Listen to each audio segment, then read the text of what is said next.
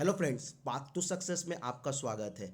हम लेकर आए हैं आप लोगों के लिए रेलवे, एसएससी और बे सभी इंपॉर्टेंट एग्जाम्स के इंपॉर्टेंट प्रश्न जो आज तक पूछे गए हैं। और आज का हमारा जो सेशन है वो केमिस्ट्री के एटॉमिक थ्योरी के कुछ स्टैटिक प्रश्न और न्यूमेरिकल से हैं। चलिए शुरू करते हैं अपने क्लास के इस सेशन को कुछ स्टैटिक थ्योरी के साथ। इसके बाद हम लोग देखेंगे कि क्या प्रश्न इससे न्यूमेरिकल बेस्ड और थ्योरेटिकल बेस्ड पूछे गए हैं। देखिए, एटम की थ्योरी जो है वो डाल्टन के द्वारा दी गई थी और डाल्टन ने क्या बताया था कि जो भी मैटर होते हैं वो स्मॉल पार्टिकल्स के बने होते हैं। मतलब प्रत्येक परमाणु एक बहुत ही छोटे छोटे कणों से बने होते हैं जिन कणों को आप तोड़ नहीं सकते हैं। तो बेसिकली इन्होंने बताया कि ये कुछ कण है और इन्हीं कुछ कणों से बना है एटम, और इस एटम को आप तोड़ नहीं सकते हो। तो बाद में एटम ने इसी चीज को और भी आगे बताया और उन्होंने बताया कि परमाणु को किसी भी प्रक्रिया के आप द्वारा नहीं तोड़ सकते हो, चाहे वो फिजिकल प्रक्रिया हो या केमिकल रिएक्शन हो। कोई भी रिएक्शन हो आप उस माध्यम से भी परमाणु को तोड़ नहीं सकते हो। लेकिन बाद में दो लोग आए, दो वैज्ञानिक आए,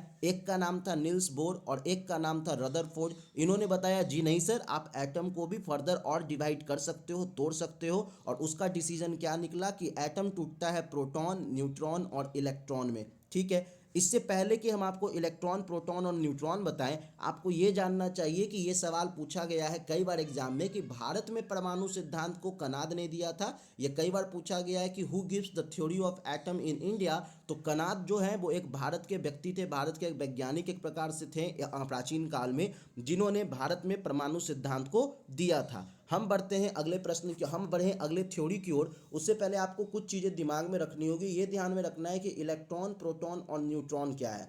इलेक्ट्रॉन, प्रोटॉन और न्यूट्रॉन बेसिकली एटम के सबसे छोटे पार्ट होते हैं जिसकी अलग अलग समय पे अलग अलग व्यक्तियों ने खोज की है। देखो, एसएससी ने एक बार पूछा था कि सबसे पहले किसकी खोज हुई है, तो इसका याद रखने का मैं आपको ट्रिक बता रहा हूँ, बहुत आसान ट्रिक है। PEN। तो आपके हाथ में होता है कलम और उसी से बना है ये ट्रिक। ट्रिक क्या है कि सबसे पहले प्रोटॉन को खोजा गया, फिर इलेक्ट्रॉन को खोजा गया और फिर न्यूट्रॉन को खोजा गया। मित्रों, हम अभी इस प्रकार के बहुत सारे कॉन्सेप्ट को कर रहे हैं। चलिए देखते हैं अगले सेशन को। अपना अगला सेशन का पेज है कि इलेक्ट्रॉन किसने खोजा। तो ध्यान रखना है, इलेक्ट्रॉन जे थॉमसन ने खोजा और जे थॉमसन ने इलेक्ट्रॉन के लिए कुछ चार्जेस बताई कि इसके चार्जेस क्या होती है। तो ध्यान रखना है, इलेक्ट्रॉन की चार्जेस होती है 1.6 इंटू 10⁻⁻19 कूलम। और किस में होती है तो आप देखो इसके आगे माइनस लगा है, मतलब ये माइनस में होता है। और इसका मॉलिक्यूलर वेट कितना होता है, इसका आणविक द्रव्यमान कितना होता है, तो 9.1 इंटू 10⁻31 होता है। वहीं प्रोटॉन की खोज की है गोल्डस्टीन ने। इन्होंने बताया कि प्रोटॉन का जो चार्ज होता है, जो आवेश होता है, वो 1+1.6 इंटू 10⁻19 कूलम होता है। और प्रोटॉन का जो मॉलिक्यूलर वेट होता है, जो मास होता है, वो कितना होता है 1.6 इंटू 10⁻27 होता है। वहीं न्यूट्रॉन की खोज किया जेम्स चैडविक ने और जेम्स चैडविक ने बताया कि न्यूट्रॉन के ऊपर कोई चार्ज नहीं होता है, ये न्यूट्रल होता है, लेकिन इसका मास होता है। और मास कितना होता है, तो इसका मास होता है -1.6 इंटू 10⁻27। देखो, ये प्रश्न कई बार पूछे गए हैं किसने किसको खोजा है और कब खोजा है। तो मैंने एक तरीका बताया पेन कब खोजा है, तो इससे तो आप अंदाजा लगा ही लोगे कि कब पहले कौन खोजा गया है। दूसरा तरीका मैं आपको ये बता रहा हूँ कि आप कैसे याद करो कि किसको किसने खोजा है। एक छोटा सा तरीका याद कर लो, कई बार पूछा गया है। EJ इलेक्ट्रॉन जे थॉमसन ने खोजा है, NC न्यूट्रॉन जेम्स चैडविक ने खोजा है, PG प्रोटॉन गोल्डस्टीन ने खोजा है। इस तरीकों को आप याद कर लो, कई बार इससे सवाल डायरेक्टली पूछे जाते हैं और बच्चे इसी प्रश्न को गलत करते हैं, जो कि बहुत ही आसान प्रश्न है। अब बढ़ते हैं हम अपने इंपॉर्टेंट क्वेश्चन सेशन की ओर, जहां से रेलवे, जहां से एसएससी और जहां से भारत के सारे एग्जामिनेशन में बार बार सवाल पूछे जाते हैं। जैसे ये सवाल आरआरबी एएलपी 2018 का है। क्या कह रहा है कि the theory of Dalton is based on, Dalton की जो थ्योरी है वो किस पे निर्धारित है। तो ध्यान रखना है कि डाल्टन की जो थ्योरी है वो केमिकल बॉन्डिंग से रिलेटेड है, क्योंकि उन्होंने क्या बताया है कि कुछ ऐसे हैं जिनसे जुड़कर किसका निर्माण हुआ है, एटम का निर्माण हुआ है। बढ़ते हैं अगले प्रश्न की ओर। अपना अगला प्रश्न पर आए उससे पहले हम आपको बता दें कि पाथ टू सक्सेस, जिसपे आपको कई प्रकार के कोर्सेस मिलते हैं, आप इससे जुड़िए और हमारे टेलीग्राम चैनल को भी लाइक कीजिए, जिसका डिस्क्रिप्शन में हमने लिंक डाल दिया है। आप हमारे यूट्यूब चैनल को सब्सक्राइब कीजिए, क्योंकि अब हम लेकर आने वाले हैं आपके लिए हर हमेशा उन प्रश्नों का संग्रह जो एग्जामिनेशन में पूछा गया है। चलिए देखते हैं अगले प्रश्न को। अपना अगला प्रश्न है, who said each atom has a fix atomic mass. किसने कहा कि जितने भी एटम होते हैं सबका एटॉमिक मास फिक्स होता है। जैसे हाइड्रोजन का एटॉमिक मास 1 होगा, फिक्स है। हीलियम का एटॉमिक मास 4 होगा, फिक्स है। तो ये बातें बताई हमें डाल्टन ने, तो इसका सही जवाब है ए, डाल्टन। बढ़ते हैं अगले प्रश्न पर। अपना अगला प्रश्न आप देखो, आरआरबी जेई 2019 का पूछा हुआ है कि CaO में Ca और O का द्रव्यमान अनुपात क्या है, मास प्रोपोर्शन क्या है CaO में Ca और O का। तो देखो बहुत आसान है, आपको पता होना चाहिए कि कैल्शियम का जो एटॉमिक मास होता है वो होता है 40 और ऑक्सीजन का जो एटॉमिक मास होता है वो होता है 16। तो आप बेसिकली बस इन दोनों का निकाल लो रेशियो। तो आपको पता है कि 8 के पहाड़े में 5 बार में 40 और 8 के पहाड़े में 2 बार में 16, मतलब अपना जवाब हो जाएगा 5:2। और यही आप देखो 5:2 इसका सही जवाब है। बढ़ते हैं अगले प्रश्न की ओर। अपना अगला प्रश्न क्या कह रहा है, देखते हैं इसको। अपना अगला प्रश्न कह रहा है कि which of the following compound है जब मैक्सिमम एटम, इनमें से किसके पास सबसे अधिक परमाणु है। देखो बहुत आसान है, तैयारी करते हैं, खोजते हैं इसमें कि सबसे अधिक परमाणु किसके पास है। तो आपको यहाँ पर दिख रहा है HNO2, तो एक H हो गया, एक N हो गया और 2 ऑक्सीजन, मतलब इसका आंसर तो 4 है। H2SO4, तो 2 H हो गए, एक S हो गए और 4 सल्फर हो गए, और इसको जोड़ा तो हो गया 7। CO2 एक कार्बन 2 ऑक्सीजन मतलब 3, और CaOH का होल ट्वाइस, एक कैल्शियम और O और H 2, और 2 को जब किया 2 से गुना तो 4, तो ये हो गया 5।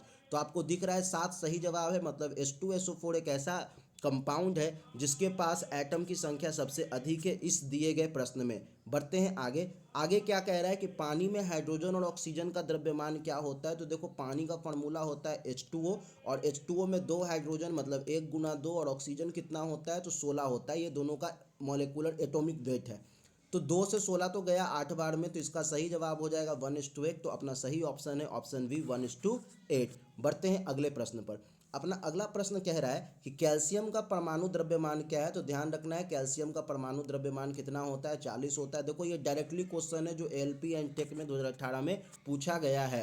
बढ़ते हैं अगले प्रश्न की ओर। देखो ये ग्रुप डी का इंपॉर्टेंट प्रश्न है। क्या कह रहा है कि NH4NO3 में नाइट्रोजन का प्रतिशत कितना है। देखो बहुत आसान है, NH4NO3, तो हमको क्या करना होगा, ऊपर में नाइट्रोजन का एटॉमिक वेट लिखना होगा और नीचे में कंपाउंड का एटॉमिक मास लिखना होगा कितना होता है। करते हैं बहुत अच्छे से। नाइट्रोजन का एटॉमिक वेट होता है 14 और 2 मॉलिक्यूल है तो गुना 2 कर दिया हम लोगों ने। यहाँ पे N का एटॉमिक वजन हो जाएगा 14। हाइड्रोजन का NH4 कह रहा है तो H का यहाँ पर हो जाएगा 4, क्योंकि 1 गुना 4 4। फिर नाइट्रोजन का 14 और ऑक्सीजन का हो जाएगा 16 गुना 3। तो जब आप गुना करोगे तो 16 तिया 48 हो जाएगा, 48 हो गया ये। उसके बाद यहाँ 14 दूनी 28 और 28 4 कितना हो जाएगा 32। जब ओवरऑल कैलकुलेशन करोगे तो आप 8 2 जीरो हो जाएगा और ये 4 4 8 हो जाएगा, मतलब ये हो गया 80। अब इसको आप जब काट कुट करोगे तो जो भी आपका आंसर है, बेसिकली इसका आंसर अभी कट कर आएगा 35, क्योंकि यहाँ पर आपको परसेंटेज निकालना है तो गुना 100 भी करना पड़ेगा, और जब आप इसे कैलकुलेट करते हो तो आपकी आंसर आ जाती है 35। चलो बता देता हूँ कैसे हो रहा है। तो ऊपर में 28 है, नीचे में 80 और यहाँ पे करना होगा गुना 100। तो 20 के पहाड़ा में 4 बार में 80, 20 के पहाड़ा में 5 बार में 100, और 4 से 28 चला गया 7 बार में, और अब देखो 7 5 कितना होता है 35 होता है। बढ़ते हैं अगले प्रश्न की ओर। अपना अगला प्रश्न क्या है, चलिए उसको भी जल्दी सा देख लेते हैं। अगला प्रश्न कह रहा है कि CO2 में कार्बन की प्रतिशत कितनी है। तो देखो भाई कार्बन की प्रतिशत CO2 में कितनी है, तो कार्बन तो 12 होता है, और CO2 का अगर एटॉमिक मॉलिक्यूलर वेट आप निकालोगे तो ये निकलेगा 12 + 16 गुना 2 गुना 100। तो जब आप इसे कैलकुलेट करोगे तो ये बनेगा 12/44 गुना 100, और ओवरऑल जब आप कैलकुलेशन करते हो तो आपका आंसर आता है 27.3। ये प्रश्न भी कई बार पूछे गए हैं और ये आरआरबी जेई 2019 में पूछे गए प्रश्न हैं। बढ़ते हैं अगले प्रश्न की ओर। अपना अगला प्रश्न है कि इलेक्ट्रॉन क्या होता है। तो देखो मैं एक चीज़ बता रहा हूँ कि ये अगर एटम है तो एटम के बाहर जो घूमता है वो इलेक्ट्रॉन, और एटम के न्यूक्लियस में जो प्रेजेंट रहता है वो होता है प्रोटॉन एंड न्यूट्रॉन। तो जो बाहर घूमता है बेसिकली वो माइनस होता है, ऋणात्मक होता है। और ये देखो SSC MTS का पूछा गया प्रश्न है और इसका सही जवाब है बी, निगेटिव होते हैं। इलेक्ट्रॉन कैसे कण है, तो निगेटिव कण है। तो अभी के इस सेशन में बस इतना ही।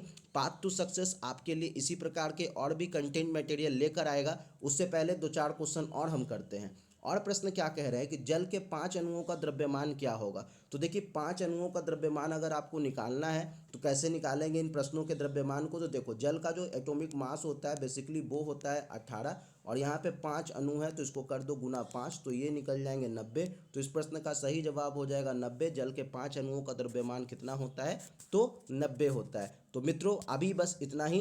पाथ टू सक्सेस आपके लिए इसी प्रकार के अच्छे अच्छे प्रश्न डेली लाता रहेगा।